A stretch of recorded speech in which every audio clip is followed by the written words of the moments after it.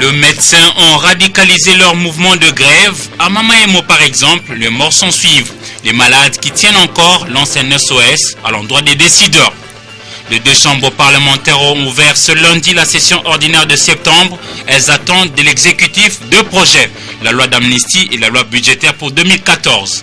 Antenne A, le journal, Patricia Amouli.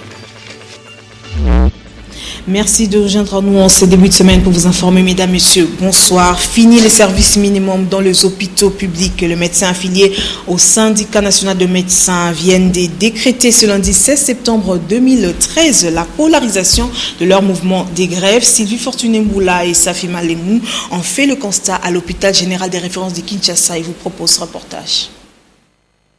Hôpital sans blouse blanche. Après 2 semaines de service minimum, le médecin du secteur public affilié au SINAMED viennent de polariser leur mouvement de grève. Le temps du service minimum a été révolu. Au jour d'aujourd'hui, nous faisons ce que nous appelons la polarisation. Ça veut dire nous avions fermé les portes des urgences. Nous prenons en charge les malades qui sont hospitalisés. Jusqu'à ce que l'autorité gouvernementale va répondre aux revendications du cahier de charge du SINAMED. Dans un pays où le taux de morbidité est élevé, cette situation ne peut qu'aggraver les choses. Les malades aujourd'hui abandonnés s'en remettent aux décideurs. Je viens de perdre mon enfant, 17 femmes. Je l'avais accouché par césarienne. Même les médecins stagiaires qui venaient nous soigner nous ont abandonnés aujourd'hui. Qu'on nous libère dans ces cas. À satisfaire les fils qui à 30%, nous sommes là depuis le matin. Aucun médecin n'a fait le tour de salle. Nous demandons à l'autorité compétente de trouver une solution à cette situation. Sinon, nous allons tous mourir faute de traitement. Pour trouver un consensus qui, parmi les deux parties, ont la mauvaise foi. Donc, nous, les malades, nous considérons que Tozali a abandonné et le pays n'a pas besoin de sa population. Les médecins stagiaires aussi ont reçu l'ordre de ne pas toucher les malades. Bien entendu, la situation se détériore dans les hôpitaux publics. Il faut noter tout de même que le service d'urgence de la clinique Galema et de l'hôpital Roi-Baudouin continue à fonctionner normalement sur ordre du Bureau national du SINAMED. Radicalisation de la grève de médecins, les SIMECO prend le contre-pied du SINAMED. En effet, le syndicat de médecins de la République démocratique du Congo, au nom du pluralisme syndical, demande à ses membres de privilégier les dialogues avec le gouvernement et le bien-être de malades. Cette position du SIMECO a été rendue publique hier au cours d'un point de presse tenu à Kitambo. Alain Kuka, Blaise Zunda. Aussi longtemps que le dialogue social n'est pas rompu avec le gouvernement, les SIMECO ne va pas emboîter les pas au SINAMED. C'est du moins ce qu'a déclaré son secrétaire général, Dr Juvenal Mwanda, qui estime qu'il faut continuer à respecter la trêve sociale décrétée il y a 1 an au lieu d'entrer en grève. Le bureau exécutif national du SIMECO affirme avoir levé l'option d'un syndicalisme intelligent pour la résolution 1 à 1 de problèmes socio-professionnels de médecins. Le SINAMED ayant déposé son préavis de grève sans avoir contacté SIMECO, qui est une structure à part, comprenez que de manière tout à fait logique, cette action ne peut en aucune façon engager SIMECO. D'autant plus que, du point de vue des marches administratives menées, nous n'avions pas, nous, en ce qui nous concerne, des raisons objectives d'appeler nos affiliés à la grève. Donc, la radicalisation, c'est même, vous le comprendrez, quelque chose qui irait à contre-courant de l'appel que nous lançons aux médecins. J'aimerais vous informer que le plus grand acquis de la corporation médicale, je cite la prime de risque dont on parle tant, les statuts spécifiques n'ont pas été obtenus par la grève. Et que, étant journaliste, vous savez que la grève n'amène toujours pas à des solutions. Dans le souci de garantir un aboutissement heureux aux négociations en cours, le SIMECO demande aux médecins des services publics de l'État de rester calmes et patients et de s'abstenir de tout acte ou comportement susceptible d'altérer le climat et la confiance entre les parties prenantes. En un mot comme en mille, le serment d'Hippocrate ne doit en aucun cas être violé. La vie de malade en dépend. Justement, à propos de cette grève, les avis de la population sont partagés sur l'attitude que doit avoir le médecin congolais du secteur public, Joseph Odambongambo et Sylvain Kapombo-Bosengele ont promené le micro d'antenne sur la rue de Kinshasa et vous proposent ce reportage. L'opinion publique a toujours tendance à brandir le respect du serment d'Hippocrate pour rappeler aux professionnels de la santé les devoirs qui est les leurs. Aussi, il convient de rappeler que Hippocrate avait laissé un testament qui recommande que les médecins soient mis à l'abri d'hébergement matériel pour travailler avec conscience. Alors, les médecins doivent trouver un juste équilibre entre les deux impératifs. En tout cas, moi je dirais aux médecins, ce n'est pas bon de gréver régulièrement parce qu'il y a des malades qui ont vraiment suffisamment besoin de vous. Les médecins congolais sont souvent en grève. C'est normal lorsqu'ils sont maltraités, lorsqu'ils ne gagnent pas convenablement. Mais il faut aussi savoir que non seulement ils ont ce droit de revendiquer, mais ils ont aussi les devoirs d'Hippocrate qu'ils ont donnés. Ils ont dit qu'ils vont servir la population. Et s'ils ne servent pas la population, ils sont aussi en tort. Parce que non seulement il faut revendiquer, mais aussi il faut savoir quel est le devoir. Sincèrement, ils jurent fidélité à leur travail, quels que soient les obstacles qui peuvent se poser. Mais quand ils réunissent encore cela par les actes, ils refusent peut-être de travailler suite à l'argent. Ils se contredisent d'eux-mêmes. D'autres Congolais estiment que malgré tout, la santé de la population dans un pays en situation sociale difficile doit être une priorité. En tant que médecins, ils sont d'abord les fonctionnaires. En tant que les fonctionnaires de l'État, ils ont raison de pouvoir aller en grève parce que l'État ne s'occupe pas bien d'eux. En attendant, certains professionnels de la santé boycottent le travail et sur le terrain, les soins de santé de la population ne sont pas convenablement pris en charge. Deuxième titre du sommaire, la rentrée parlementaire. En effet, en vertu des articles 115 de la Constitution et 74 du règlement intérieur, le Sénat de la République a ouvert ce lundi 16 septembre la session ordinaire consacrée essentiellement au budget 2014. Les élus attendent de voir déposer ces projets pour avoir suffisamment du temps à l'examiner. Eric Izami et Blaise Nunda pour la suite en images.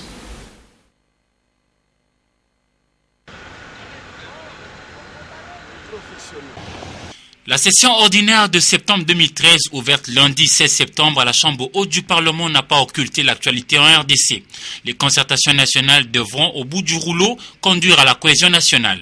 En tant qu'une chambre parlementaire, le Sénat attend le projet de loi d'amnistie pour le traiter en urgence et le projet de loi du budget pour 2014 afin de l'examiner en toute responsabilité.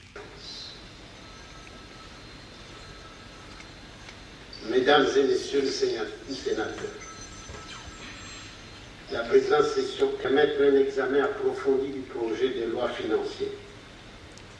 Le Sénat aura besoin d'un temps raisonnable de réflexion et de débat. Aussi, pour éviter des précipitations inconsidérées du passé, puis-je invité le gouvernement à déposer le projet de loi budgétaire à l'Assemblée nationale dans le délai imparti à l'article 126 de la Constitution. Le budget 2014 sera adopté dans un contexte de reprise lente de l'économie mondiale. Les risques persistent encore. Le Sénat fait office de la représentation de ce que devront être le futur 25 provinces plus la capitale Kinshasa. C'est ainsi qu'au titre d'arriéré législatif, la Chambre haute du Parlement va statuer entre autres sur le projet de loi portant statut de chef coutumier, le projet de loi relatif à la création de tribunaux de commerce et un panel de lois à ratifier éventuellement. Même exercice à la Chambre basse du Parlement, ouverture de la session ordinaire du mois de septembre pour les speakers de l'Assemblée nationale, le président Robert Minakou. Cette session intervient dans un contexte particulier, celui de l'organisation de concertation nationale censée renforcer la cohésion nationale en République démocratique du Congo. Laïn Bofando Mbungu et Blaise Nunda. La session ordinaire de septembre à l'Assemblée nationale s'est ouverte au Palais du Peuple dans la mi-journée de ce lundi 16 septembre 2013. Cette session, qui sera essentiellement budgétaire, va permettre de voter le budget pour l'exercice 2014 dans les deux chambres du Parlement. Mais cette session va également traiter des points hautement importants sur le plan politique. Des points qui sortiront des concertations nationales initiées par le président de la République Joseph Kabila pour notamment mettre un terme à la situation de guerre à l'est de la RDC et renforcer la cohésion nationale. Mais comment être à la fois député et concertateur, l'élu du peuple précise. Oui, tout semble marcher. Nous avons suivi les discours du président de l'Assemblée nationale un discours logique et cohérent et qui nous a rappelé ce qu'on a fait à la session de mars, mais qui nous demande beaucoup de travailler pour la session, quoique budgétaire, mais qui va aligner beaucoup de matières par rapport à ce qui se passe à l'Est, l'insécurité, par rapport à la réforme de la justice et par rapport à d'autres questions d'ordre politique, notamment l'amnistie, ainsi de suite. Donc, et les concertations et les travaux de la session de l'Assemblée nationale, il n'y a aucune contradiction. Oui, justement, la cohésion nationale ne signifie pas l'unanimité. Ça signifie que sur 100 personnes, on peut avoir 2 qui ne sont pas d'accord, mais nous disons que la cohésion nationale sera, n'est-ce pas, assurée par tous les Congolais qui aiment travailler pour la paix, la sécurité et la tranquillité de ces pays.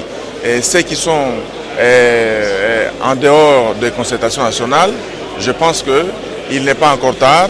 Le chef de l'État leur a demandé de venir participer aux travaux.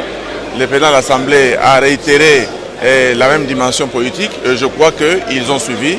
Et il n'est pas tard. On va les accueillir à bras ouverts. Pour rappel, les concertations nationales dont les travaux devront éventuellement accélérer cette semaine ont débuté officiellement samedi 10 septembre 2013. La quasi-totalité des groupes thématiques ont été mis en place et fonctionnent déjà. Nous allons rester un tout petit peu à l'Assemblée nationale pour vous dire que le député national Léon Moulumba est réapparu ce lundi 16 septembre à l'ouverture de la session ordinaire de septembre à l'Assemblée nationale, ce après 3 semaines de vie en clandestinité. Selon lui, il s'était mis à l'abri pour des raisons de sécurité parce qu'il avait des inquiétudes avec la justice. Il a visité ce 16 septembre 2013 les maraîchères de Kingaboua pour les réconforter après sa disparition. Dans le reste de l'actualité, le représentant spécial du secrétaire général de l'ONU en RDC, Martin Kobler, a été l'hôte ce lundi 16 septembre du ministre des Affaires étrangères, Raymond Tshibanda. Au menu de leur discussion, le travail de la brigade d'intervention et l'évolution de la situation sécuritaire à l'Est. Reportage Anne-Marie Ossite.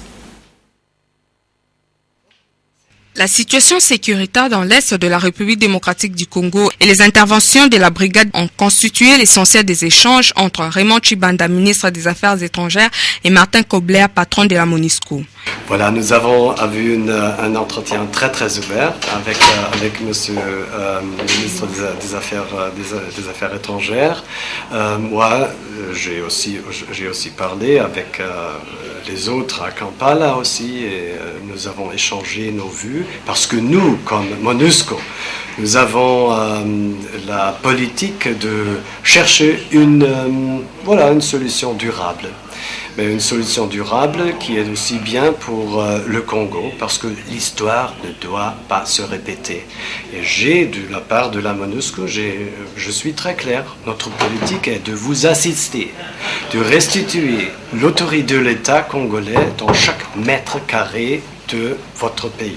Le représentant spécial du secrétaire général des Nations Unies a indiqué que l'ONU tient à la restauration de la paix sur toute l'étendue du territoire national. Sur les terrains au nord Kivu, nous apprenons que 10 civils ont été tués par les rebelles du mouvement du 23 mars en groupement de Bukoma dans le territoire de Rutshuru, dans l'est de la RDC, indique une dépêche de l'agence Chine Nouvelle qui cite un communiqué de la société civile du nord Kivu. En effet, selon ces communiqués, protestants menaient des opérations de ratissage contre les miliciens Nyatura en groupement de Bukoma dans la chefferie de Bouicha, entre 2 et 9 km du chef-lieu du territoire de Rutshuru. Ces civils sont tous des paysans trouvés soit dans leurs champs ou à domicile. Parmi les victimes, 9 cultivateurs et un prêtre catholique. Le cabinet d'études et sondages Le Point a une fois de plus mené une enquête sur la cote du Premier ministre et sur les gouvernements d'union nationale en vue. Cette enquête menée à Kinshasa donne comme une conclusion un simple réaménagement technique de l'équipe Matata. Suivez ces commentaires de Dieu merci Nzob Mabiala. Quel intérêt les Quinois accordent-ils aux concertations nationales et que pense-t-il du gouvernement d'union nationale à l'issue des travaux? Ces questions ont été posées par les enquêteurs aux habitants de la ville de Kinshasa. Il en ressort que 74% sont contre la mise en place d'un gouvernement d'union nationale à l'issue des travaux des concertations nationales. 45% de l'opinion quinoise serait plutôt favorable à un simple réaménagement technique de l'équipe actuelle dirigée par le Premier ministre Augustin Matata Ponyo Mapon. Entre-temps, 55% des Kinois, eux, attendraient un profond changement pour que le chef du gouvernement soit maintenu en vue de poursuivre l'élan économique et l'émergence des autres secteurs. N'empêche, la convocation des concertations nationales prouve la volonté qu'affiche le chef de l'État de parvenir à la cohésion nationale et sa détermination à résorber les problèmes des Congolais. Attendons voir. Vous avez là reconnu la voix de Papi Katassi. Et puis le président de la Commission électorale nationale indépendance, l'abbé Apollinaire Malou a réuni ce lundi les différents partenaires de cette institution d'appui à la démocratie. Ensemble, ils ont discuté sur la feuille de route à suivre pour faire l'inventaire des besoins et voir comment améliorer, in fine, le processus électoral en République démocratique du Congo. Eric Isami, Blaise Sonda. La Commission électorale nationale indépendante ne relâche pas. Après 2 formations organisées au profit des agents, une feuille de route a été élaborée et le bureau de M. l'abbé président en est à l'étape de partage avec les différents partenaires nationaux, tout comme internationaux. Ce comité de partenariat, comme vous le savez, réunit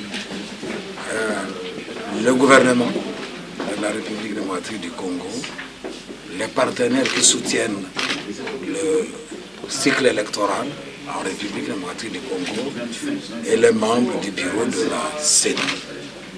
Ensemble, nous avons passé en revue un certain nombre de questions. En premier lieu, les informations les plus pertinentes sur le séminaire de formation en leadership et gestion des conflits électoraux qui a été organisé à l'intention de tous les membres et cadres de la CENI au niveau du siège.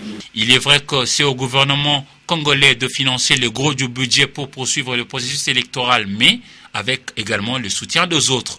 Naturel, le gouvernement reste confiant que demain sera meilleur. Déjà, les dispositions sont prises pour améliorer les processus électoraux. Pour le gouvernement, c'est même une contrainte légale. Parce que selon la loi, c'est le gouvernement qui organise les élections. Donc le gouvernement prendra toutes les dispositions pour pouvoir accompagner le processus.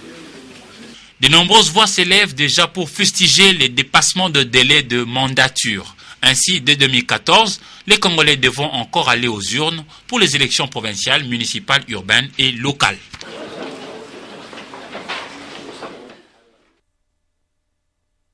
Du procès de Eugène Diomindongala, président de la démocratie chrétienne à la Cour suprême de justice, il est poursuivi pour viol sur mineur. La Cour a renvoyé la prochaine audience au mois d'octobre. Un mot en éducation dans ce journal. La coutume a été une fois de plus respectée pour cette année scolaire à l'école orthodoxe Saint-Marc des Limités. En effet, une messe d'action des grâces a été dite par son éminence Nikiforos Mikras, archevêque d'Afrique centrale, pour remettre cette rentrée entre les mains du Très-Haut. Reportage pour Paul Ziakao. Cette année scolaire devrait être excellente et impactée par les seigneurs. C'est l'objectif poursuivi par les responsables de l'école orthodoxe Saint-Marc. Dans son homélie, son éminence Nikiforos a exhorté les élèves à respecter le règlement intérieur et donner le meilleur d'eux-mêmes afin de produire des résultats escomptés à la fin de l'année.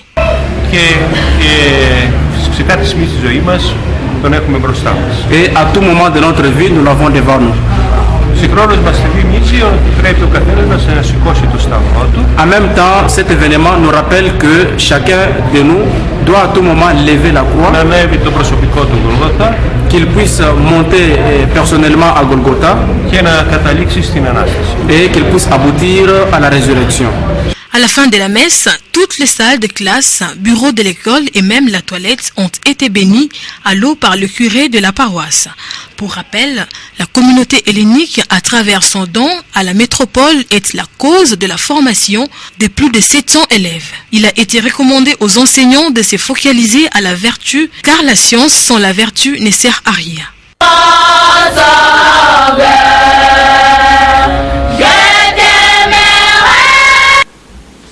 En sport, le championnat de judo de l'entente urbaine de Kinshasa est arrivé à l'étape de quart de finale sur le 8 clubs prenant part la commune des Barumbu à ligne 4, Kalamu 3 et la formation de Lingwala. Patrick Borel, Moukedi, reportage.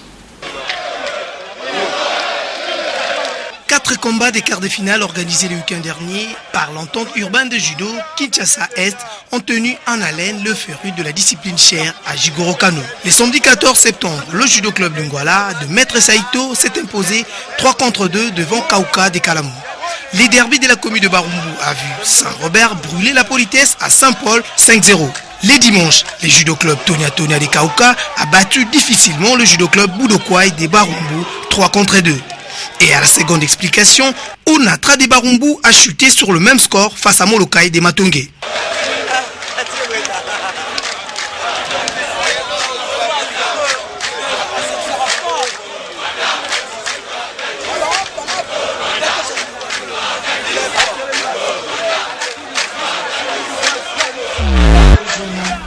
Les journaux parus ce lundi 16 septembre dans la capitale ont été sélectionnés et commentés pour vous par Polydor Gaziami, revue de presse.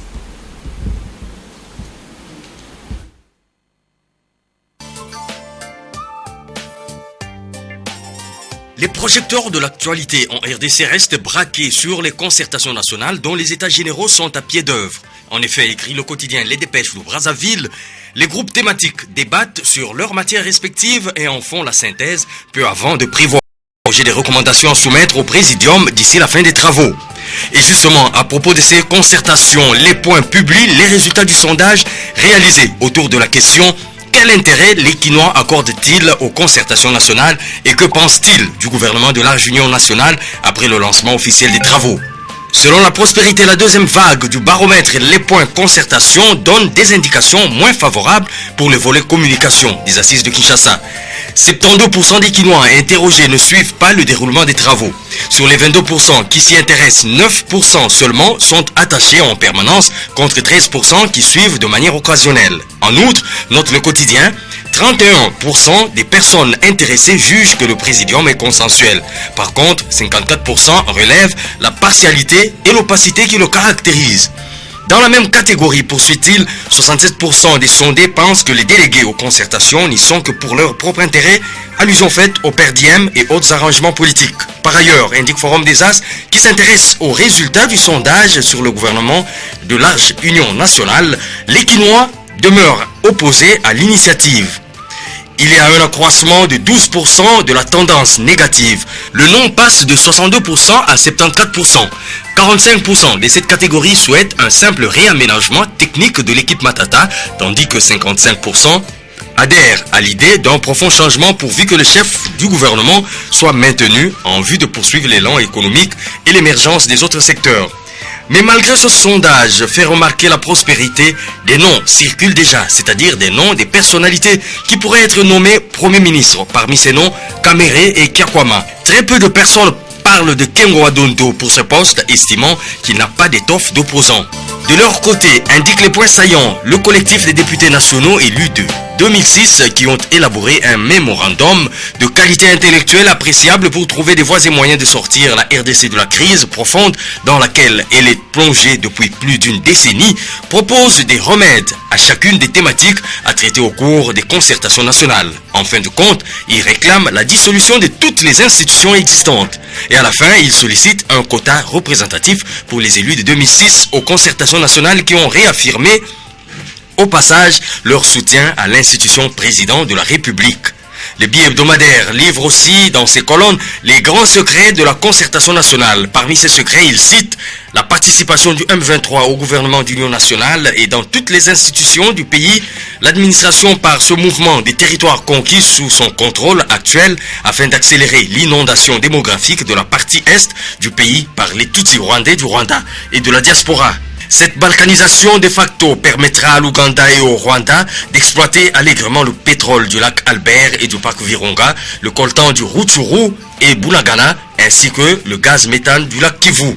Une conspiration qui bénéficie de l'apport des multinationales des pays occidentaux. Pour le journal, le piège se trouve au niveau du gouvernement d'union nationale. Avec cette nouvelle approche, écrit-il, la constitution actuelle sera mise en veilleuse, suspendue. De la sorte, en 2016, le président Kabila briguera logiquement un troisième mandat avec la complicité de l'abbé Malou Malou.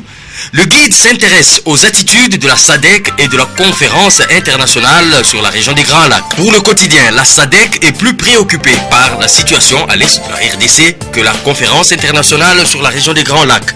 Non seulement qu'elle souhaite que la pays revienne, mais elle est aussi préoccupée par le dernier redéploiement de l'armée rwandaise à la frontière entre le Rwanda et la RD Congo.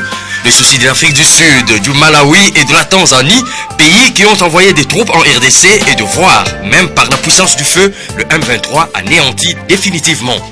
Le phare fait écho du doute du Malawi et de la Namibie concernant l'efficacité de la MONUSCO. C'était lors de la réunion de la Troïka de la défense des États membres de la SADC organisée la semaine dernière à Windhoek en Namibie. Les deux pays craignent en effet que la fragilité de la RDC au plan politique et sécuritaire n'ouvre de larges boulevards aux forces négatives du genre des terroristes islamistes capables de partir de ce ventre mou de l'Afrique centrale et des Grands Lacs pour déstabiliser les États de la SADC. Enfin, Géopolis Hebdo estime que la ligne rouge à ne pas franchir est celle économique. Si pour les Américains, c'est le gazage des civils par le gouvernement syrien pour la RDC, écrit le journal, c'est les acquis du gouvernement Matata, la Ligue rouge, que les concertations nationales ne doivent pas franchir sous quelque prétexte que ce soit. Bon début de semaine, la revue de presse sur Antena, c'est encore demain à la même heure. Au revoir. Prenez rendez-vous avec les informations sur votre chaîne de demain à 7h30, 10h et 12h et à 16h le journal en Lingala. Moi je serai là à 19h pour vous informer. Bonne soirée à tous. Au revoir.